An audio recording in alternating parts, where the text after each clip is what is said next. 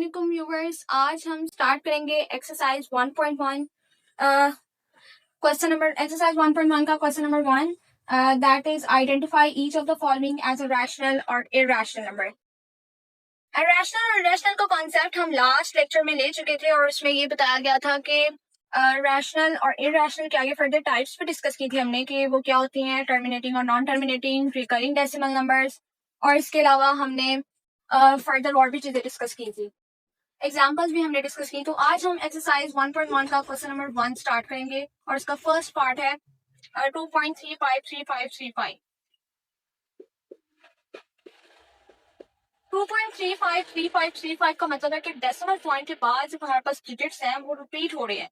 It means के ये एक रैशनल की टाइप है, रिपीटेड टर्म्स है। तो हम जानते हैं कि जिस भी टर्म में रिपीटेड टर्म्स आ जाते हैं वो हमारे पास जो है एक नॉन टर्मिनेटिंग और रिकरिंग डेसिमल नंबर होता है, जो कि रैशनल नंबर की एक टाइप होती है। तो यहाँ पर भी बिल्कुल ऐसे ही है, यहाँ पर डेसिमल नंबर के बाद 353535 जो है वो हमारे पास रिपीट टर्म्स जो है वो इनफाइनाइट चलती चली जा रही है। तो इसका मतलब ये हमारे पास एक रैशनल नंबर होगा और इसको हम इस तरह से लिखेंगे कि 2.3535। सबसे पहले आप ये बताएंगे कि किसकी टाइप है। तो ये टाइप कौन सी है? 2.3535 हमारे पास इज अ नॉन टर्मिनेटिंग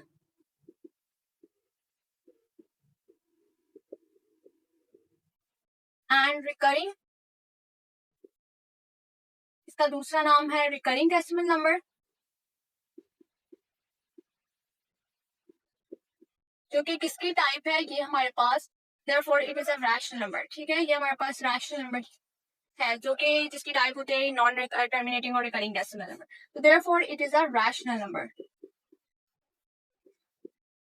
आपने इस तरह से आंसर को लिखना है। ठीक है, आपने खाली ये नहीं लिख देना कि रैशनल नंबर है, वो भी ठीक हो जाएगा, लेकिन अगर आप इस तरह से उसको पूरा प्रॉपर एक्सप्लेन करेंगे तो ये एक अच्छा इंप्रेशन पड़ेगा एग्जाम्स के लिए। तो आपने ये भी लिखना कोई मुश्किल नहीं है, अगर आपको टाइप्स और जिसकी वो टाइप होगी वो याद हो जाएगा, उसका कॉन्सेप्ट क्लियर हो जाएगा, फिर आप आंसर को बहुत इजीली लिख सकते हैं।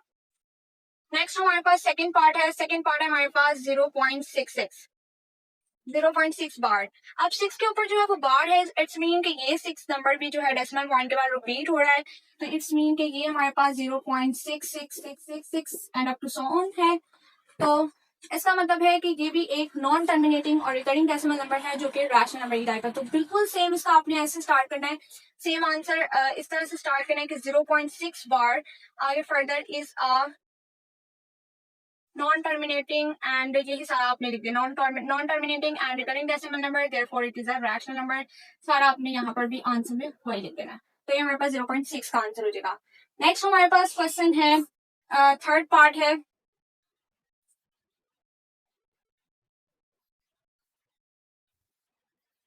थर्ड पार्ट है हमारे पास 2.236067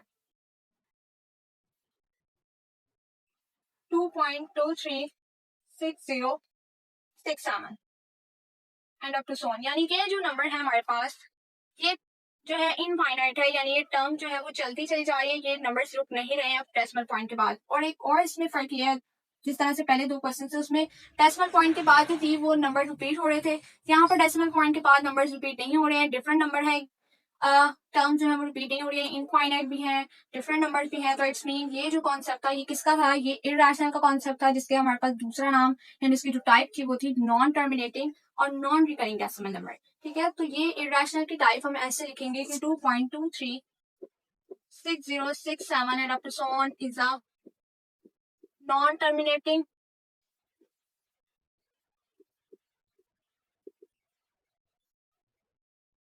and non recurring decimal.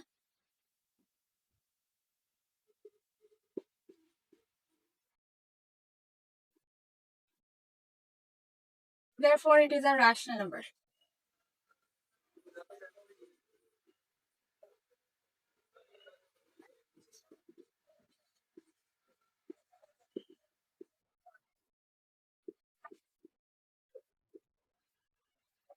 Sorry, irrational numbers.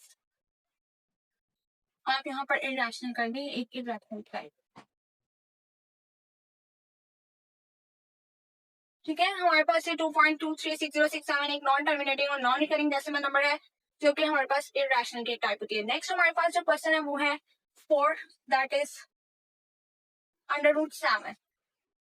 √7 mean कि ये अंडर रूट जो है, अब हमने ये भी कॉन्सेप्ट पढ़ा था कि वो तमाम टर्म्स जो अंडर रूट के अंदर हो और फर्दर सॉल्व ना हो रही हो, तो वो भी तमाम नंबर्स होते हैं वो इरेशनल ही होते हैं। तो यहाँ पर ये नंबर भी हमारे पास इरेशनल होगा। आप इसका सिंपल ये आंसर लिखते हैं कि it is a irrational number.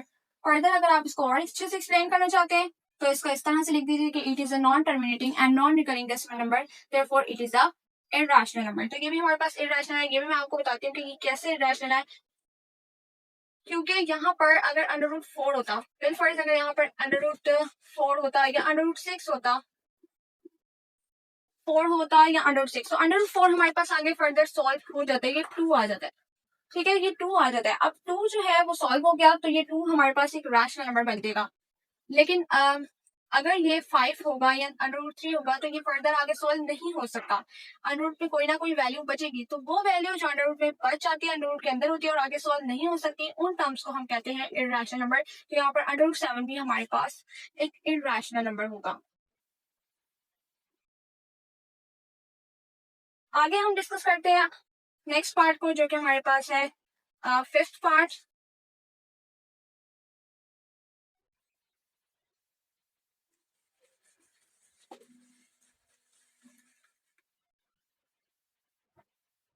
Fifth part है हमारे पास वैल्यू ऑफ ई। अब ई जो है वो एक आइलर वैल्यू है।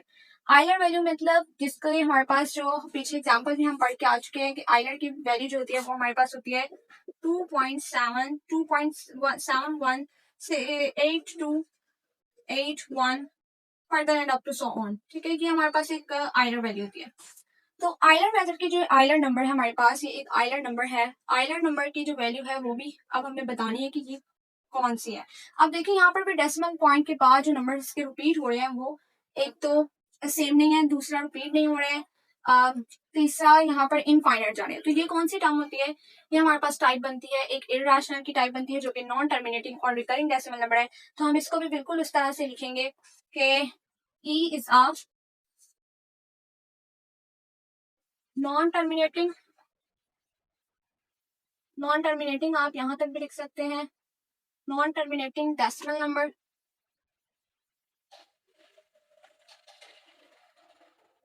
Therefore, it is a rational number.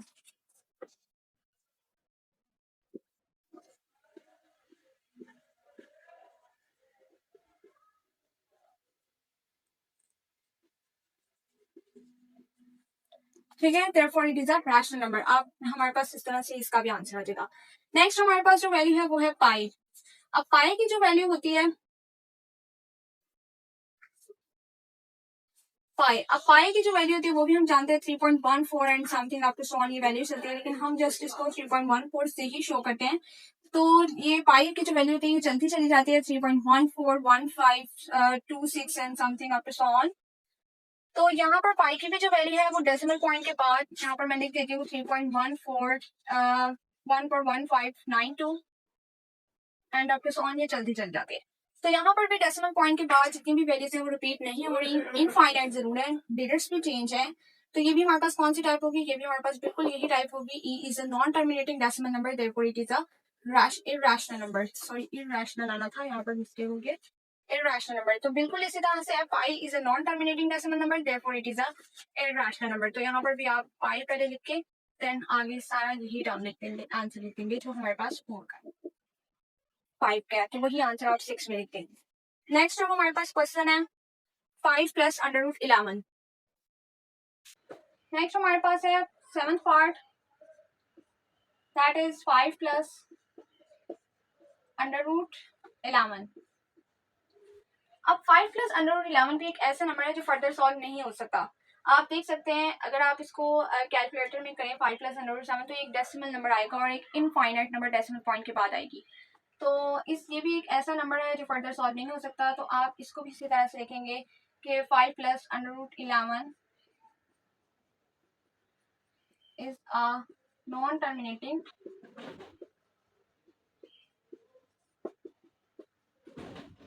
decimal number therefore it is a irrational number। ये भी एक irrational number ही है, it is a irrational number।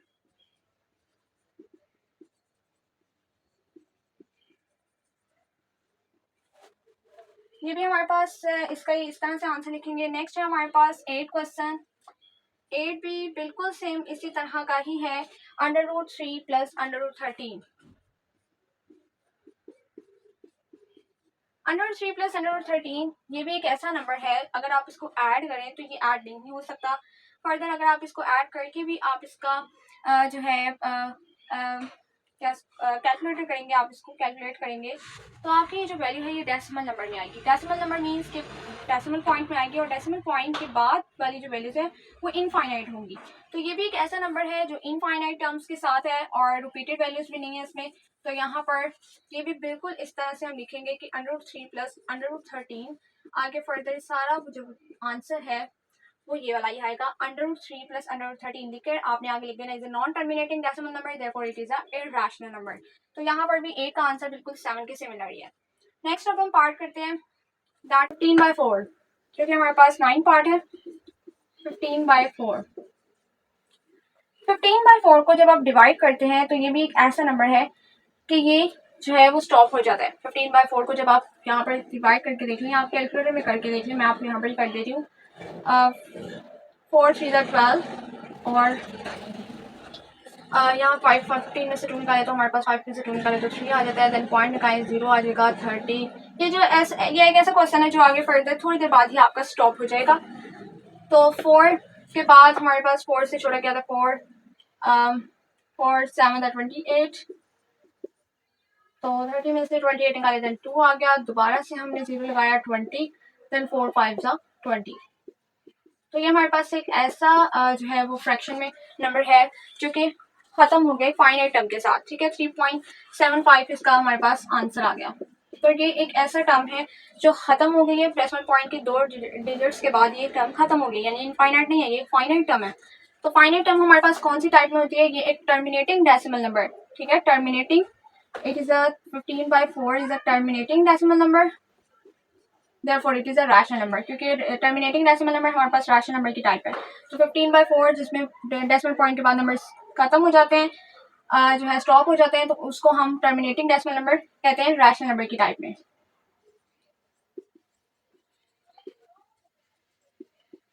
तो आप इसका आंसर इस तरह से लिखेंगे, 15/4 is a terminating decimal number, therefore it is a rational number।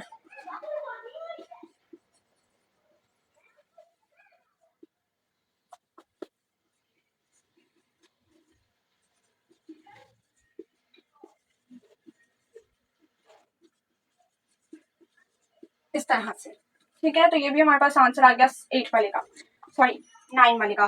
Next जो क्वेश्चन है वो भी हमारे पास बहुत ज्यादा आसान है, उसको भी आपने जो है देख के नहीं सोचना कि बहुत मुश्किल क्वेश्चन है, ये भी बहुत आसान है। और बहुत सारे बच्चे गलती करते हैं कि समझते हैं कि इसके साथ भी अंडर रूट है तो ये भी जो है वो एक इरैशनल नंबर है, लेकिन ये सरासर गलत है।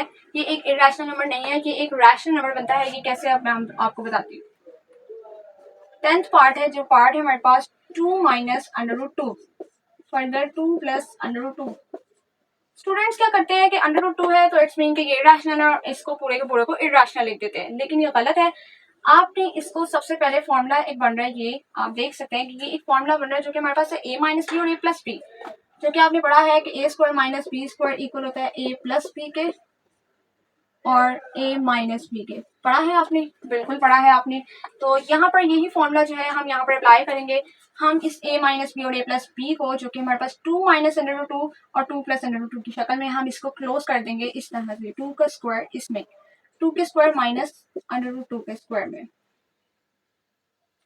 अब ये जब क्लोज हो गया तो 2 का स्क्वायर हमारे पास क्या होता है 4, माइनस स्क्वायर स्क्वायर से कैंसिल और खाली बच गया 2, तो 4 माइनस 2 हमारे पास 2 है, और 2 एक हमारे पास रैशनल नंबर है। तो जब आपने सबसे पहले इसको सॉल्व करना है और सॉल्व करने के बाद एंड पे लिख दीजिएगा therefore it is a rational number, ठीक है। तो आपके पास ये आंसर आ जाएगा। अब आपने इस पर गलती नहीं करनी। तो हमारे पास ये एक्सरसाइज 1.1 का क्वेश्चन नंबर 1 कंप्लीट हो गया। नेक्स्ट लेक्चर में जो है वो हम फर्दर क्वेश्चंस को डिस्कस करेंगे। और फर्दर आपको मेरे मैथ्स के सॉल्यूशंस के लिए या डिफरेंट बुक्स की कॉन्सेप्ट्स के लिए मेरे चैनल को सब्सक्राइब करना होगा।